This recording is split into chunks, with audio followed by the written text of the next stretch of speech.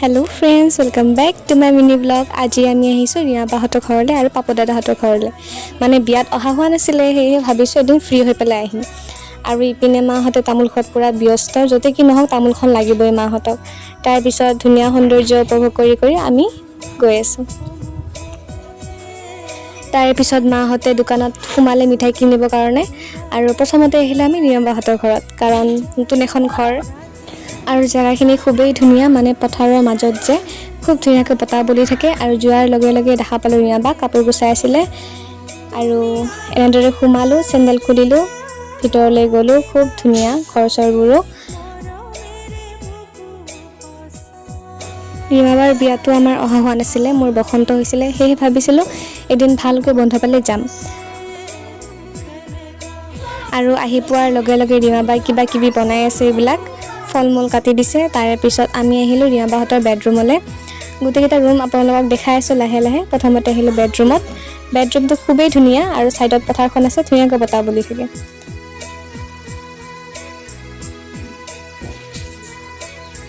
তাৰপিছত এনেকৈ চাব আহোঁতে মই বোলো পাকঘৰটো একেবাৰে চায়ে যাওঁ। আৰু ছাইডৰ ফালে খেতি চেতিবোৰ আছে, ঘৰৰে চব শাক পাচলি। তাৰে পিছত এনেদৰে আহিলোঁ, গোটেইবিলাক ৰুম চালোঁ, আপোনালোকে চাই লয় একেবাৰে।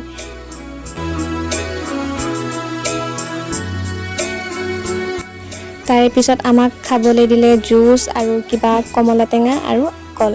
মই ফল মূল বৰ এটা ভাল নাপাওঁ, সেয়েহে জুচ খাই কিনে পটাপট মুখত তামোল ভৰাই দিছোঁ। তামোল নহ'লেতো একোৱেই নহ'ব, সেয়েহে তামোলখন খালোঁ। তাৰপিছত এইখন হৈছে ভিনদেউৰ দোকান। ভিনদেউক মাত দি পেলাই আমি আহিলোঁ পাপু দাদাহঁতৰ ঘৰলৈ। মুঠতে এইখন ঘৰৰ পৰা সিখন ঘৰ এনেদৰে জঁপিয়াই আছোঁ। তাৰপিছত এয়া দেখিলেনে, খুব ধুনীয়া পৰিৱেশ। আমি পাপু দাদাহঁতৰ ঘৰো আহি পালোঁ। আহি পাই পেলাই আমি ডাইৰেক্ট বহিছোঁ ড্ৰয়িং ৰুমত। ড্ৰয়িং ৰুমত গ'লোঁ, তাতে অলপ কথা বতৰা পাতিলোঁ। অলপ সময় থকাৰ পিছত আমাক দিলে আম খালোঁ। আনাৰস নাখালোঁ, মই আনাৰস বৰ এটা ভাল নাপাওঁ। তাৰপিছত এনেদৰে হাঁহি ফূৰ্তিৰ মাজেৰে গ'ল আজিৰ দিনটো। আৰু ইয়াৰ দেখিছেনে জেঠিক, আমাৰ জেঠিক খুব জমাই থাকে আৰু। তাৰপিছত পাপু দাদা আহিলে, পাপু দাদা আহি পেলাই এইবিলাক কিবা কিবি লৈ আনিছিলে, মিঠাই চিঠাই, সেয়াও খালোঁ। অলপ সময় পিছতে জেঠিহঁতে ভাত বনোৱা কাৰ্যসূচী আৰম্ভ দিলে, মানে কটা মেলাবোৰ কৰি আছে। আমাৰতো আৰু সেয়ে ইখন ঘৰৰ পৰা সিখন ঘৰ দৌৰি আছোঁ। জেঠিহঁতে ভাত বনোৱা সময়খিনি আমি আহিলোঁ ৰিয়াবাহঁতৰ তাত। তাতে আহি পেলাই কাপোৰ চাপোৰবোৰ চালোঁ, বিয়াত কি কি দিছিলে, কি দিয়া নাই। যিহেতু আহিব পৰা নাছিলোঁ বিয়াত, বসন্ত হৈছিলে। হাঁহি ধেমালিৰ মাজেৰে আজিৰ দিনটো পাৰ হৈ গ'ল। খুবেই ধুনীয়া এটা অনুভৱ। তাৰপিছত আমাক ফোন কৰি মাতিলে মাহঁতে যে ভাত হৈছে তাৰপিছত আমি গ'লোঁ ভাত খাব। মাংস চাংস বনাইছিলে, আমি মাংস নাখাওঁ, সেয়েহে আমাৰ কাৰণে পনীৰ বনাইছিলে। ভাত আঞ্জাখিনি খুবেই টেষ্টি হৈছিলে। জেঠা আৰু মায়ে এখন টেবুলত খালে, তাৰপিছত আমি এখন টেবুলত খালোঁ, বাচ্ছা পাৰ্টি। পাপু দাদা বিয়া হৈছে দিয়কচোন, পাপু দাদা বৰ্তমান বাচ্ছা নহয়। তাৰপিছত এনেদৰে খালোঁ। খাই মেলিতো আমি এনেদৰে বহি থাকিলে নহ'ব, তামোলখন লাগিব, তামোলখন মেইন, সেয়েহে তামোল খালোঁ এখন এখন গোটেইকেইজনীয়ে।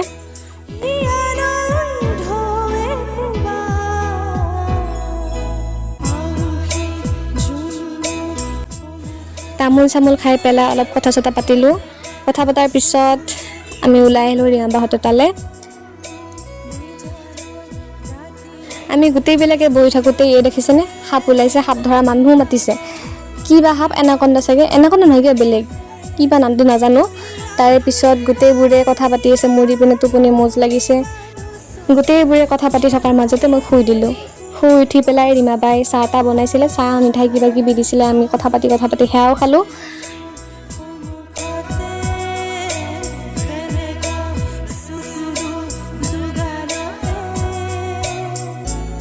তাৰপিছত যিয়ে কি নাখাওঁ, তামোলখন মুঠতে লাগিবই। চাহ খালে, ভাত খালে, তামোলখন কম্পালচৰি। তামোলখন খালোঁ। তামোল খাই মেলি আমি গ'লোঁ পাকঘৰলৈ। ৰীমাবাই কিবা কিবি বনাই আছে হেনো ৰাতিৰ বাবে। এয়া মাংস আৰু পনীৰ বনাইছে। ইপিনে দালি বহাই দিছে। আৰু ইপিনে আমাৰ মনোবাৰ চিন্তা হৈছে, কাৰণ তাইৰো বিয়া আহি আছে। তাই বিয়া হ'লে কি কৰিব, সেয়াই ভাবি ভাবি তাই চিন্তাত পৰিছে। তাৰে পিছত এয়া আমাক দিছে বাদাম চাদাম খাব। বাদাম চাদাম খাই পেলাই আকৌ আহিলোঁ পাপু দাদাহঁতৰ তাত। মানে ইখন ঘৰৰ পৰা সিখন ঘৰ জাপে মাৰি আছোঁ। তাৰপিছত পাপু দাদাৰ বৌয়ে আমাক নেমু চৰবত বনাই দিলে। তাৰে পৰা আমি আকৌ আহিলোঁ ৰিয়াবাহঁতৰ তাত মাংস টেষ্ট কৰিবলৈ। চাওকচোন, এনেকৈ খাইছে যেন মাংস জীৱনত খাইহে পোৱা নাই। লোকেল মাংস আছিল, মই খোৱা নাই, ভাল হৈছে বোলে। তাৰপিছত কথা চথা পাতি পিনে পাপৰ দাদা কৈছে আজি যাব নালাগে কিবা কিবি, আৰু বিয়াত অহা নাছিলোঁ, ফাৰ্ষ্ট টাইম আহিছোঁ, সেয়েহে এয়া কাপোৰ দিছে আৰু পইচা দিছে, সেয়া বাৰু ভিডিঅ' কৰা নহ'ল। তাৰপিছত গোটেইকেইজনীকে দিছে, আমাৰ 3জনী, মই, বা আৰু মা, আৰু লাহেকৈ আমাক ভাতো দিলে। ভাত আঞ্জা খুবেই টেষ্টি হৈছে, পনীৰখিনি কিবা দৈৰে বনাইছিলে হেনো। আৰু আমি যাবলৈ ৰেডি হৈ আছোঁ, যাব হোৱা নাই, কাপোৰ চাপোৰবোৰ পিন্ধিলোঁ।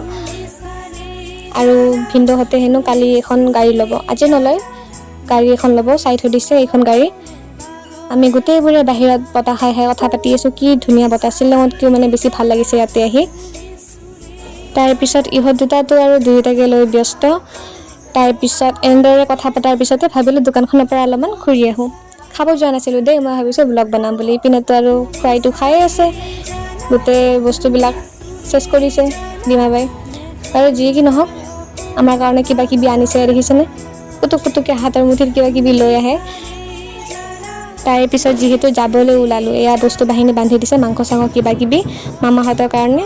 আৰু আমি যাওঁতে সকলোকে মাত চাত দিলোঁ, ভিনদেউহঁতক মাত দিলোঁ, পাপু দাদাহঁতক মাত দিলোঁ, আহিব নিদিয়ে তথাপিও বাহানা বনাই পেলাই আহিলোঁ। আৰু এয়া দেখিছেনে, ই ৰিক্সাত আহি আছোঁ, ৰাতিখন 10টামান বাজিছে, 10টা নহয় 11টামানে বাজিছে। আৰু এয়া পাপু দাদাহঁতে কিবা কিবি দিছিলে, কুৰ্তা দিছিলে আমাক, খুব ধুনীয়া কুৰ্তা, কটনৰ হয়। তেন্তে আজিকালি ইমানেই, লগ পাম নেক্সট ব্লগত, বাই বাই।